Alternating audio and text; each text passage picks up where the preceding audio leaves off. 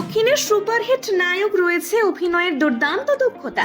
নাগার্জুনার জীবনের অজানা কাহিনী জানুন। যারা নিয়মিত বা মাঝে মাঝে দক্ষিণের সিনেমা দেখেন তাদের কাছে নাগার্জুনা খুবই পরিচিত একটি নাম এবং তাকে পছন্দও করেন অনেকে।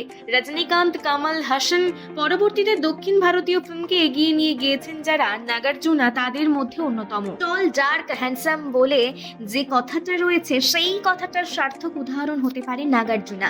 যেমন সুঠামো স্বাস্থ্য তার, তেমনই সুদর্শন। দক্ষিণ ভারতের দাবি মেনে পুরুষালী গোঁফ, ব্যাস মানুষের মন পেতে আর কি বা চায়। আর যেটা চাই সেটা হলো ভালো অভিনয় করার ক্ষমতা। যারা নাগার্জুনাকে দেখেছেন তারা জানেন তিনি কতটা দক্ষ অভিনেতা। নাগার্জুনা শুধুই দক্ষ অভিনেতা নন, তার পড়াশোনাটাও বেশ ভালো।